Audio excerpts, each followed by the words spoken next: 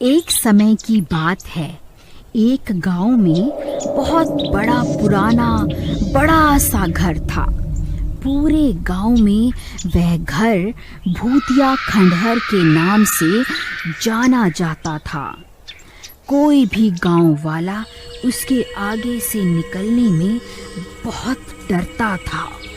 आधी रात होते ही उस घर से डरावनी डरावनी आवाजें आने लगती थी। एक दिन रमेश नाम का लड़का शहर से अपने भाई के घर गांव आता है। रमेश वहां से गुजर रहा होता है। अरे रमेश, कहाँ जा रहा है? जरा बात तो सुन। मैं इतने बड़े घर में अकेली रहती हूँ। तुम आ जाओ, हम मिलकर रहेंगे। बहुत मजा आएगा। अरे नहीं, ये तो चुड़ैल है। ये यहाँ कैसे आ गई? भागो रे भागो। हाय मम्मी, बचा लो। अरे रुक, जाता कहाँ है? मैं बहुत दिन से भूखी हूँ। अरे मर गया। अरे मर गया। बचाओ, कोई तो बचाओ। फिर वो जल्दी जल्दी अपने भाई के घर की ओर भाग जाता है। अरे भाई, दरवाजा खोलो। महेश भाई, दरवाजा खोलो जल्दी। अरे भाई, कौन है इतनी रात को जो दरवाजा पीट रहा है? जाओ, कविता जरूर तुम्हारा भाई होगा। वो ही बेसमय आ जाता है। अजी, क्या कहा आपने मेरे भाई के बारे में? जरा अपनी आंखों का इलाज करवाओ। ये मेरा नहीं, आपके भाई साहब पधारे हैं। बड़े आए। अरे पागल औरत, वो शहर से बहुत सारी सोने की गिन्नियां लाया है ताकि यहाँ मेरे पास संभाल कर रख सके। क्या कह रहे हो जी? तो ऐसा बोलो ना कि लक्ष्मी जी पधारी है। मैं अभी आई लक्ष्मी जी। फिर वो दरवाजा खोलती है तो रमेश डरा हुआ खड़ा होता है। अरे भैया, आपका गांव तो बहुत डरावना है। यहाँ आते ही ऐसा स्वागत होता है क्या? पर हुआ क्या? इतने घबराए हुए क्यों हो? क्या बताऊं भैया, यहाँ भूतों का वास है क्या? मैं तो घर की ओर ही आ रहा था, लेकिन जिस रास्ते से आ रहा था वहाँ पर एक बड़ा सा घर था, और जैसे ही मैं उसके आगे से निकलने लगा वहाँ मुझे चुड़ैल दिखाई दी।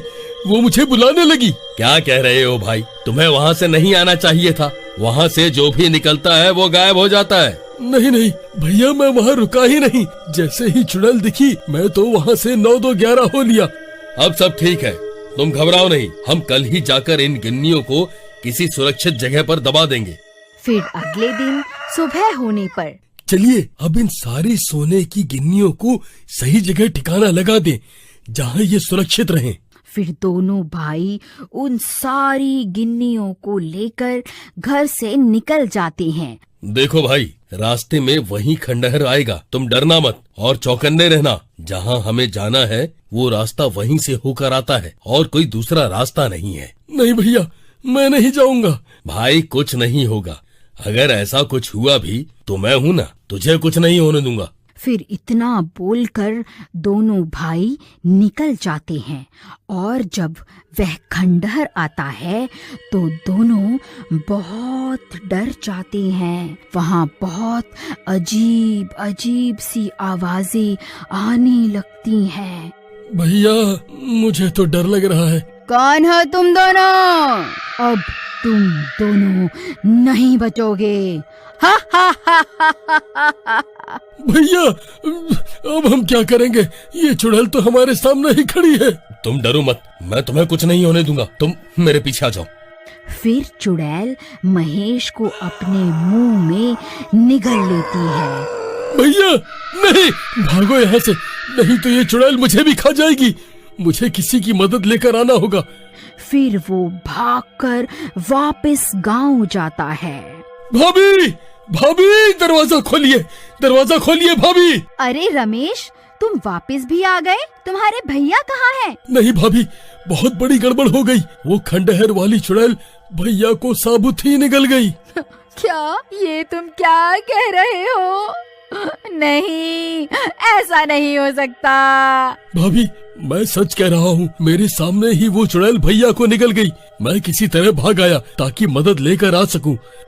फिर कविता घर के अंदर जाती है और सोचने लगती है कि अब क्या करें। इतने में रमेश कुछ गांव वालों को भी इकट्ठा कर लेता है।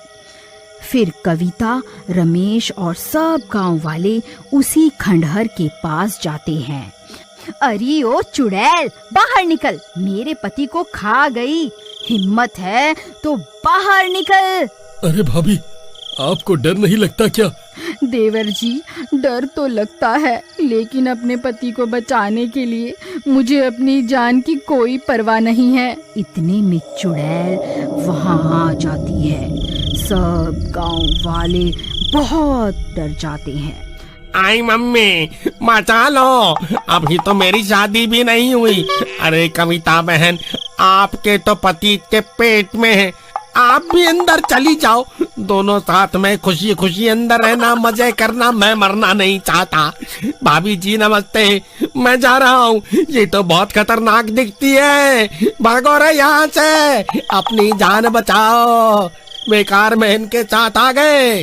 डरपोक कहीं का, चल भाग यहाँ से। फिर सब गांव वाले डर के मारे वहां से भाग जाते हैं। अरे रुको डरपोक गांव वालों, कहाँ भाग रहे हो? ए चुड़ैल, उन्हें छोड़, इधर देख, मैं यहीं खड़ी हूँ। मैं तुझसे नहीं डरती, समझी ना? तूने मेरे पति को निगल लिया, मैं तुझे नहीं छोड़ूंगी। अरे भाभी, ये क्या कर रही हो? आराम से बातचीत करके भी तो मामला निपटाया जा सकता है। तू वही है ना जो कल यहाँ से बचकर भाग गया था। उसे छोड़, पहले मुझे खा के तो दिखा जरा। देवर जी, आप दूर हट जाइए। फिर रमेश एक पेड़ के पीछे छिप जाता है। ए पागल औरत, तुझे भी तेरे पति के ही पास पहुँचा दूंगी। हाँ हाँ, तो खा ना मुझे, डर क्यों रही है? फिर उस चुड़ैल को बहुत गुस्सा आ जाता है और वो कविता को भी मुंह में डालकर निगल जाती है।